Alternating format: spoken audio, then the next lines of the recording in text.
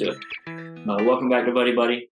I know this looks a little different. Today I'm doing my first Zoom episode with my old roommate, Mr. Cody Moore. Cody, thank you for being here. Appreciate you for having me. Yeah. Obviously, I would love to have you in person, and hopefully we'll get to do an episode in person soon. Whether I come down there or you come back up to South Carolina, because you seem to always be in Greenville. But I wanted to make sure this happened, so I was like, well, I'll just do a Zoom episode so at least I can sit down and catch up with you because it's been a minute. So, Absolutely. dude, what's new in your life? I mean, I haven't seen you since I was down there, I guess. Yeah. Well, I guess the most recent thing is so my title at my job changed a little bit, just to basically just get it on par to like some of the responsibilities I'm doing and things like that. So I went from being the spiritual formation assistant to being the assistant dean of students for spiritual formation. And so my boss he's the vice president of spiritual formation student life here at the seminary in New Orleans. And basically one of his jobs, he acts as the dean of students for our institution. And so my role is now the assistant dean of students for spiritual formation specifically. And so that's just any spiritually formative resources that the school offers students that kind of goes through my hand. So that's more on like an individual basis, but then we have our chapel services, which is more at a corporate level. And so That's awesome. So you get a little yeah, more responsibility. Makes sense. yeah, no, it feels good, and I wanted that. Like my boss didn't want to like put too much on me at one time, especially with like taking classes and things like that. And so it kind of eased me into it. And now that I've been here for a little bit now, he just wanted to add some more responsibility and just kind of put me at a level that was respectable and things like that. So I'm really thankful, man. It's awesome. Yeah, for sure. So for people that are watching, we can hop right into our lives because we're whatever. But our friendship started when you lived in South Carolina for a little bit. You moved up here to get some seminary credit and do, I guess, the school of ministry, what they call it at the church, at Yep. churches. So what led to you wanting to do that, and eventually ended up by doing that, it led you live with me. Yeah. First of all, you've heard me say this, but it's wild that like me and you didn't even meet until I walked through your door. Yeah. And so you just let this random guy from New Orleans like move into your home. And so I've always been really thankful for that. So I appreciate you showing hospitality in that way, letting some random guy come live in your home for a year. So If uh Chris Gerger gives a good word, I'll trust him. that's So fair. That's fair. But yeah, man, so just kind of leading up to this, man, I was in New Orleans and I was finishing up my undergraduate. I did a biblical studies degree here at the college through the seminary, and I was finishing that up, and uh, you know, just took a full time role with the seminary. Just moved into a new apartment, and life was good. And I had no like plans at all to do anything else but to stay here and work on my master's degree. And our dean of graduate studies here at the seminary uh, basically just texted me one day and said, "Hey, like we have our trustees on campus, and DJ Horton is one of those trustees, and he just started up a residency at his church, and Dr. Rice, the dean, he actually helped DJ start that up, and he's like, man, this is an incredible opportunity. I really think that you should consider it, and man, I just felt something like in my spirit, just like I I have to at least consider this because there were some other opportunities that came up, small things, nothing crazy, and there's like, no, I'm in New Orleans. This is where I want to be. I have no desire to be anywhere else. And when this was mentioned, man, I just something felt different, and I just really knew I needed to at least like prayerfully consider this. And so just started to pray and ask the Lord, like, God, do you want me to leave New Orleans, even if it's a short time?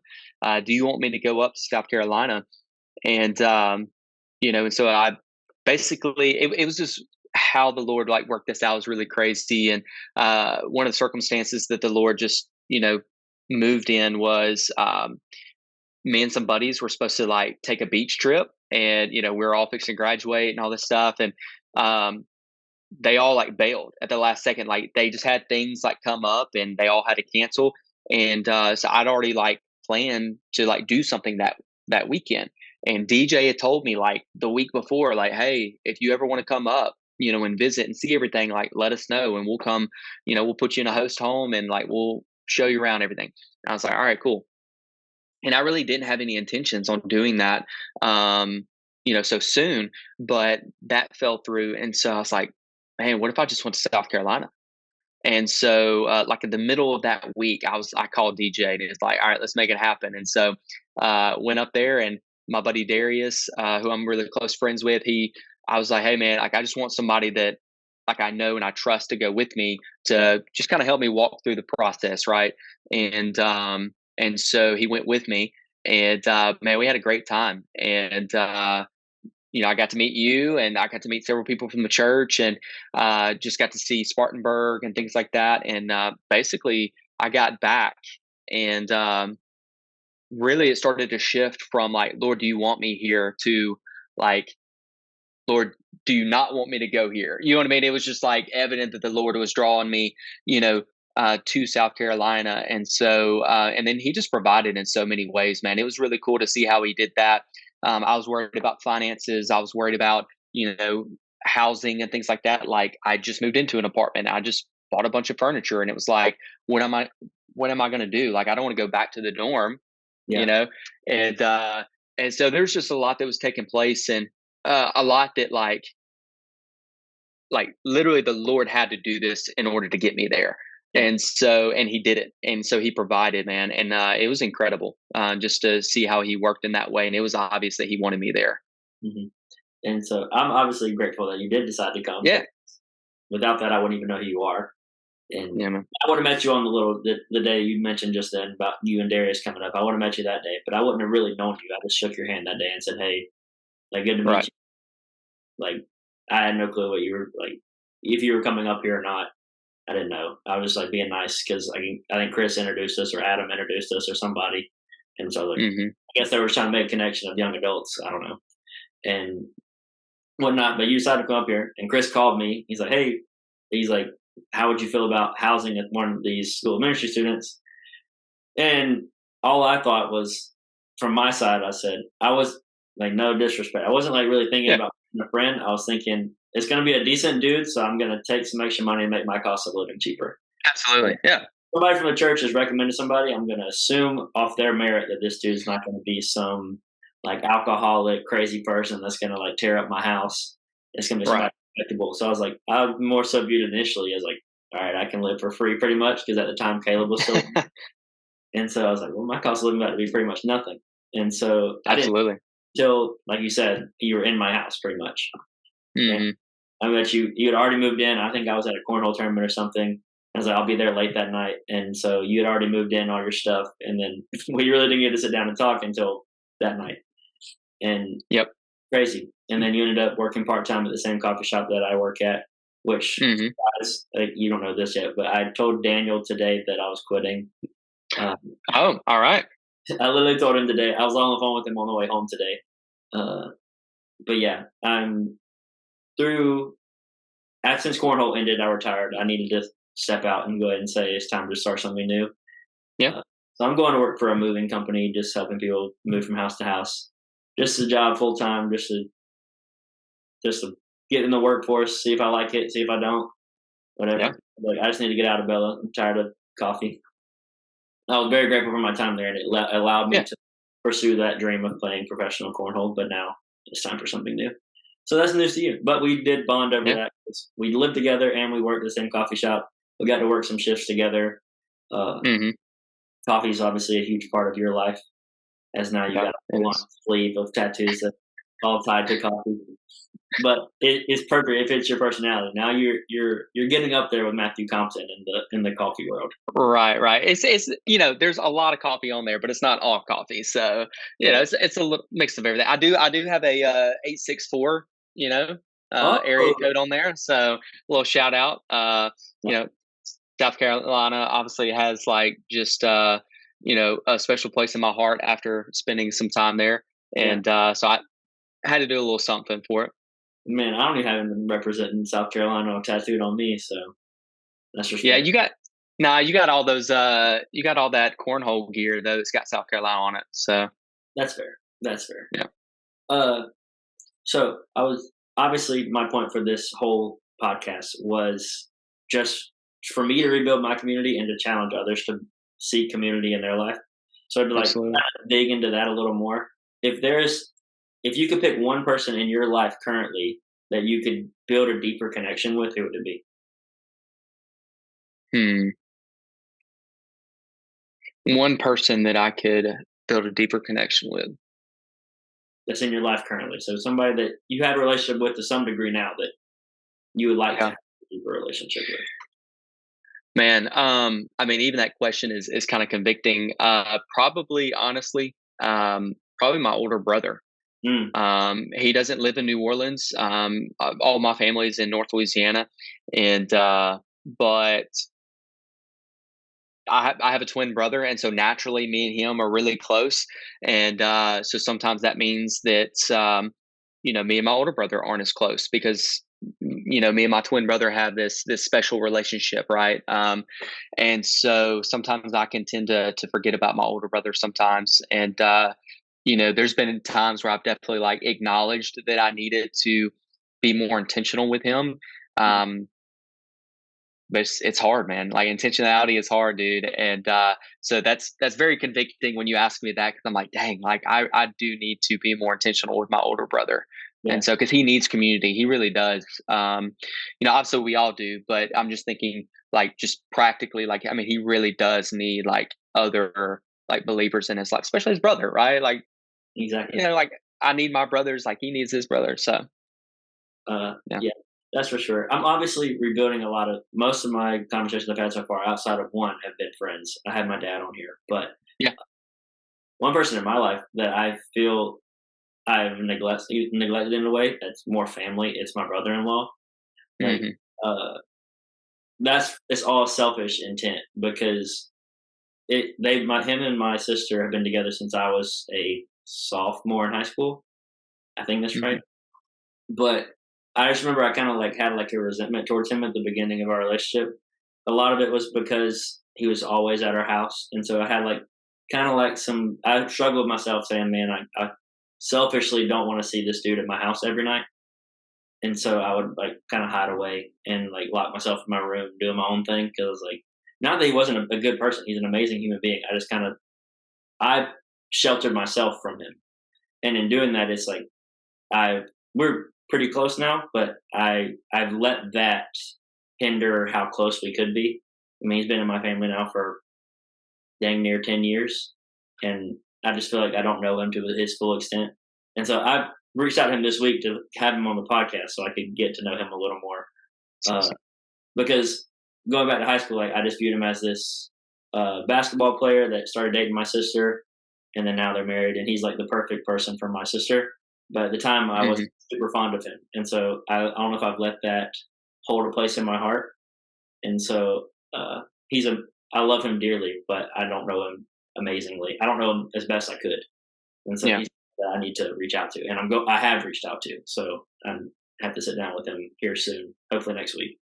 But absolutely. yeah, one thing that you asked me to bring up. Well, I'll ask this question, and then we'll tie it into what you told me that you wanted to talk about a little bit.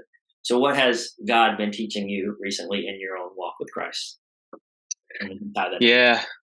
Yeah. So recently I started going through the book of Romans Mm, and something just right off the bat, that Paul talks about. First of all, Paul's a really big deal, right? We all know who Paul was. And he identifies himself as a servant of Christ, right? And so that's the very first thing he says in the book of Romans. And he's just like, Paul, a servant of Christ Jesus, and he says, called as an apostle.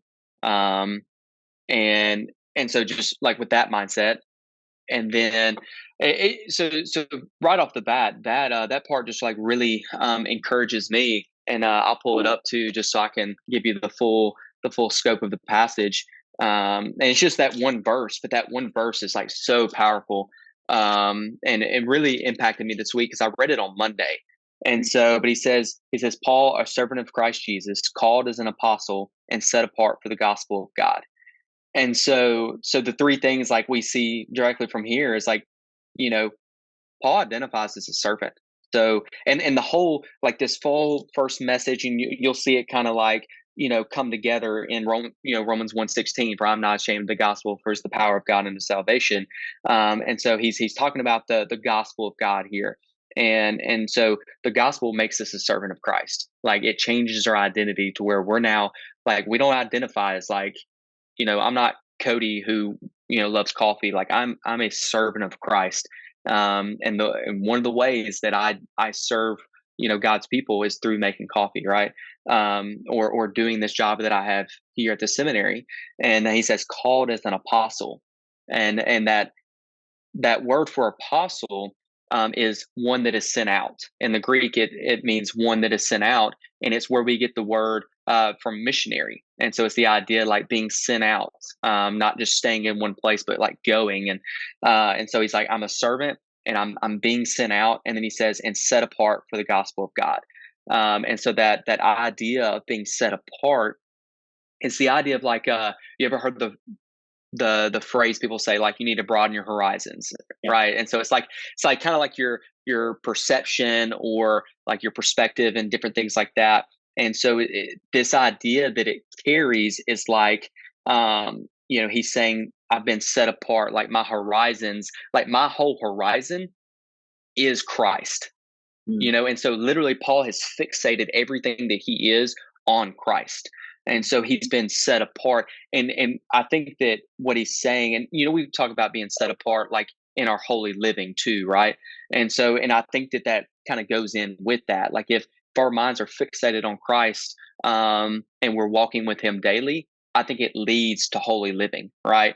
And so that's something that I've really been meditating on a lot over the last couple of days. It's like, man, the gospel has changed me.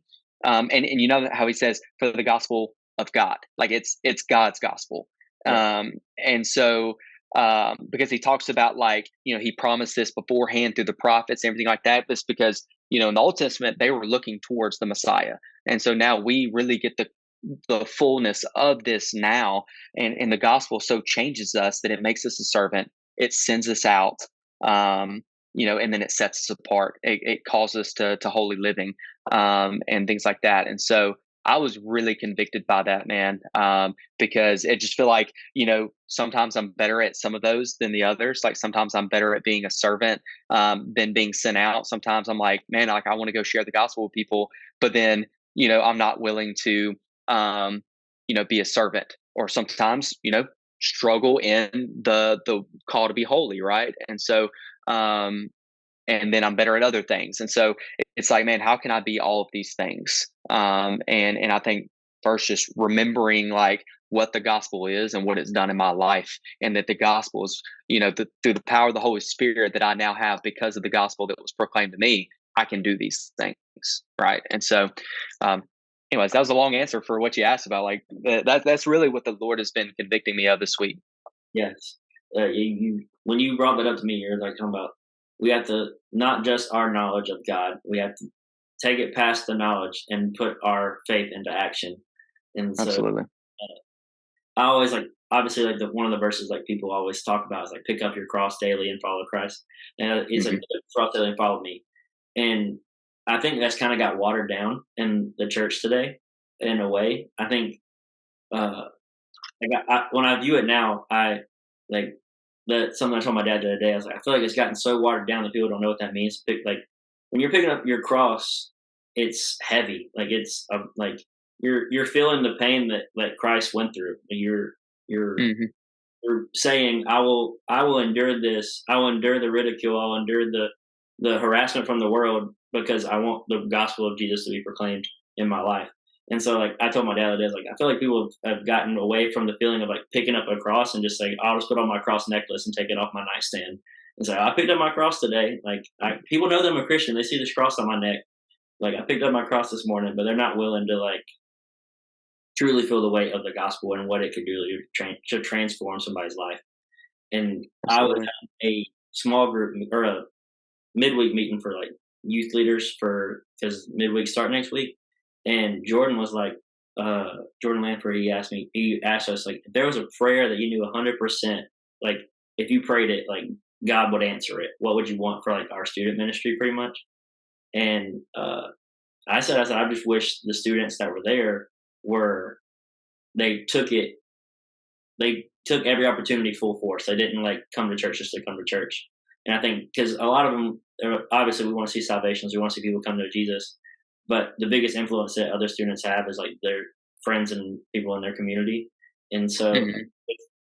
these students that are mature in their faith come and take every opportunity like it means something, and they come every day like ready to learn something from God's word. They're ready to like worship with their full heart. Like it'll impact those around them that truly need the gospel. And so if the Yeah, ones that are mature take it serious, it'll impact the ones that are just experiencing Jesus for the first time. And so but yeah, I think the whole idea of like taking action on your faith is huge. And I think this podcast is like a little bit of that for me. I was mhm, struggling with my own community. I was struggling with my own sense of feeling alone. And we're not called to live life alone. I need that accountability in my life. That's more like the faith aspect. I need people to check me, and so I need community around me to have words like this that are encouraging, so that it challenges me to go live like Christ would. Uh, but yeah, absolutely. so how you obviously mentioned like your brother-in-law, or not your brother-in-law, your brother is somebody that Mhm. you could do a better job of being intentional with. Outside of that, how are you currently pursuing community in your own life? Like, what are you a part of in pursuing community? Yeah, so, for me, it's kinda natural, just the nature of, like, being here at the seminary because there's just so much going on. It's a little bit harder being kind of an older single person, just because every, like, person my age in my life that I'm good friends with, they're all married, and so that makes it a little more difficult, because so it's either, like, I'm hanging out with them, or I'm hanging out with, like, college students, and so which I love college students, like, that's part of, like, what I get to do here is part of, like, what I get to do is mentor college students, and so so there's a natural like part of community that I get to do with them, and that I'm pouring into college students. But it's a little bit harder, and you have to be a little more intentional with people kind of more in my age, and then there's an even smaller group that's like in my specific like circumstance, right, and like the same walk of life that that I'm in and things like that, and so. Um, yeah, and so it's just being willing to like just be at things, like just show up to stuff. And I see that even in like new students. So we just got new students in last week, and the first day of classes was Monday, and so we've had different events, for new students or just for all students, but we're seeing a lot of new students just jumping in and just being a part of things because they want to build community, they want to be a part of this, and so it's the same way of somebody who's been here, like, outside of the year that I spent, with y'all in South Carolina, like I've been in New Orleans for almost 6 years now. And I had to build community when I first got here.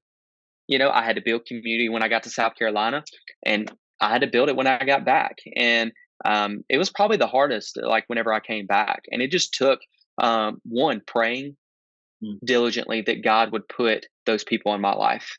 Um, and because He absolutely will. If we ask God, Lord, put these godly people in my life to, help exhort and encourage me and things like that. Because the Lord didn't create us, to be alone, right? He created us for community specifically, like, and that honestly starts with the Trinity. God is a triune God, like He has, communion within Himself, in the Holy Trinity, right? And so, because God Himself has Holy Communion amongst Himself, and we're created in His image. Therefore, we're created to have community, and so we're not whole unless we have that. Like, obviously, in the greater like grand scheme of things, like we are whole because we're in Christ, right? But like God created us for that specifically, and so it's like the ultimate like just being filled. It's like we get that through partially through this, and so so it just takes me being intentional And it's really hard sometimes, like when you're busy, you have jobs, and I'm trying to mentor students, and so it's just like, hey, I'm like filling up all my free time with like meetings with students and things like that.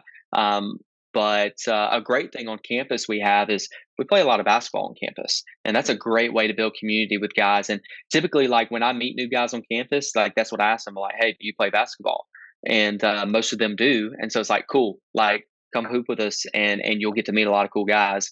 And so that for me is a great way too to keep building relationships with other guys, is through things like basketball, and then just the different natural avenues that we have on this campus for building community and meeting new people. And so That's awesome. That's a great answer. Uh, yeah, going back to how you were saying, like God is like the triune God, the Trinity is like the where it starts when it talks about community. Like even he goes back to like creation because God created Adam and he gave him a helper in Eve. Like he didn't want mhm, you can enjoy this beautiful creation by yourself, but I don't want you to do that. It's like mhm, I gave you Eve, made from your rib, so that you could be in community with your wife, like your woman that your helper, the one you're going to go through life with. Uh, so going on that, I wanted to just hint. Like I could have no clue. Are you dating anybody currently? I'm not. I'm No. not. No. So just living the single life. Just I just got a lot going on, man. So I'm just trying to like you know get through school and work and all those good things. And so if the Lord puts that person in my life, then great. But I'm just gonna stay focused on the task at hand. I just wanted to ask because I haven't really talked to you about it, so I was just curious. Yeah, yeah. I know that you're dating someone, and so that's great news. So I was pumped to hear about that, dude. Me and Abby's relationship is going super well. So Great, great. very, very grateful for her. Yeah. I grew up with the episode that came out on Monday, so I don't want to give her too big of a head. I'm just kidding. That's funny. Yeah, well, I'm looking forward to meeting her. Just whenever I get into town. So, Yes, and which will be soon. Will be soon, right? yeah, but the things with her, like it was completely a God timing thing. Like Absolutely. uh, it was crazy how the whole timing worked because, like how I mentioned already, like I'm leaving Bella, uh, but it took me being patient and like getting through cornhole, and then as I'm about to leave Bella, I meet her as she comes into Bella, and so like she was working out at Burn Boot Camp and came into Bella, and I slid in the DMs afterwards, Come on. Yeah. but yeah, if I wouldn't have been faithful in the season to say, all right, I'm going to pursue cornhole, and we'll pursue it to its fullest, and then once that's over, I'll leave and pursue another avenue. I would never have met her, and so and things with her are so smooth. Like we're definitely talking about future stuff, but it's obviously Great. still. We've only been dating like 2 months, but it's going so smooth that like it's just so natural, and That's awesome. things with her are good. And so I just wanted to see how your dating life was going. Yeah, Just bro. talked to you since I've been in New Orleans. I mean, we've texted. Yeah. Yeah, I don't need to. Yeah. Well, look, I got that spare bedroom, so anytime you want to come down and hang out, eat some more beignets, then you're more than welcome to, dude. Glad you said beignets because I'm not eating more crawfish. So they're not bad. It's just too much work for the food. So It is a lot of work. It is a lot of work, but I've been doing it. yeah, I've yeah. been doing it my whole life, and so it's Well, nothing for me. yeah, y'all's Louisiana boys. That's just normal. Absolutely. I view crawfish in the same light of like bowl peanuts. Like I grew up eating bowl peanuts, and I don't like eating them. Like it's work to get messy fingers for this little bit of food, and so Yeah. like big hard to eat meat, we're eating peanuts. Yeah, that's true. That's fair. So one last question, because like I said, I have the free version of Zoom, so I only have like 6 minutes. Yeah. What would your younger self not believe about your life today? Hmm. Like if you were to go back and tell your younger self, hey, at 20, you're 28, N- 29. 29. Yeah. Uh, you at 29, you're doing this. What would your younger self be shocked about? Man, I've really just been overwhelmed at just like where the Lord has me today, like just how the Lord is using me. And I'll give an example of like what I mean. I remember probably about 2 years ago, um, a buddy of mine asked me to come preach his lock-in Mm, at his church, and which there's just a funny story about that. I literally like, bro, it was like 11 o'clock at night, and I preached for an hour to these kids, which was so like I don't know why. Like they need a solid 25 minutes. They don't need an hour. But I was preaching through like Romans 5, which is like super heavy theologically and things like that. And so, but it's just funny looking back on it. I literally preached until midnight, and so. But I remember I was driving to my buddy's church in Mississippi, and I was just overwhelmed, man, at the Lord's kindness. There's just like, man, like several years ago, I was just as wretched as they come, and the fact that the Lord has now provided opportunities for me to go like preach at a lock-in, it's just like, who am I? mm, And just thinking about my life, and man, the Lord has been incredibly gracious to me, and I do not deserve what I have right now. Just the position that I'm in, like getting to live here, be on this campus, and getting to be around all these college students and getting to pour into their lives and things like that. I don't deserve that. And it's just like, if I told my younger self that the Lord was doing that in my life now, I would be like, there's no way, because I know me. You know what I mean? It's like I know where I've been, and it's like there's no way that God would give you those opportunities. But man, just as like my boss preached on today in chapel, it's just like God is merciful. He said, "Blessed are the merciful, or blessed are those who show mercy, for they will receive mercy." Right, and so like, man, like God is merciful, yeah. and He allows us to do these things. Man, we don't deserve it, and I just think about myself. Like, I made so many mistakes in my life, and before I came to Christ, man, I was really like just struggling with like, does God actually love me? Can God really save me because of the person that I am? And the answer to that question is absolutely. God can save anyone. He can redeem anyone, and He wants to use us for His glory. And so it doesn't matter what we've done or what we've been through. God wants to use us not for a pat on the back, not so somebody can look at me and say like, "Man, that's a good dude," but for his glory. Because imagine like how much glory he gets from using like terrible people like me, like to do these great things that he's given me to do. It's just like we think about the life of Paul. How much glory does God get knowing that Paul persecuted Christians and then he became the greatest missionary we've ever known? Yeah. It's just like only God can do that. And so, because of the people that we are, yet He gives us these opportunities, what it does is ultimately it just points back to Christ and show, like, man, look how much God can change lives. And so I'm just overwhelmed, man. It just like how God has moved in my life despite me, right? It's not, He doesn't work in spite of me, He works despite of me, right? And so I'm very thankful. I really am. That's awesome. That's a perfect answer to that question. Uh, because we're not deserving of salvation for one, and then the Mm, fact that God can still use broken people for His glory is the biggest like the biggest shout to God ever. Like absolutely. he, He's as perfect as it gets, and He still chooses to let us be a part of His kingdom and allow Yeah, us man. to be the hands and feet. So it's amazing. But dude, thank you for being part of my community. Thank you for Yeah, living man. for a year and allow me to become your friend. And I Yeah, can't wait man. to come up here, or if I ever get a chance to come back down there. Yeah, man. Man, I've been so encouraged just how the Lord's just been working in your life. And um, we had that real big heart to heart in New Orleans. And man, I felt like our relationship grew like just double like in the time that you came down here, man. And I love for you getting to be a part of everything we're doing here. And yeah, I mean, like you were on vacation, right? And so there's so many things you could have gone and done in the city, but you're like, no, I want to be a part of your life and do what you're doing here. And so you just hung out with me and just did the stuff that I was already doing. And I really appreciated that. And it was just like I wanted you to be a part of things, and but the fact that you gave up your time in New Orleans to come hang out with me. And man, I really had a great time, and I was really thankful you came down. And even the message that you sent me like later, and just like encouraging me, and just talk about how God is working in your life, man. I was so encouraged by that, and I was like, man, like I love this dude. It's a good dude, and so it's obvious that the Lord is doing a work in and through you, man, and even through this podcast, dude. Like, um, I've been encouraged, like getting to listen and getting to see like all the videos and stuff like that, and I've been very encouraged by it. So I'm very humbled that you would even ask me to be on here. Bro, you brought a lot of wisdom.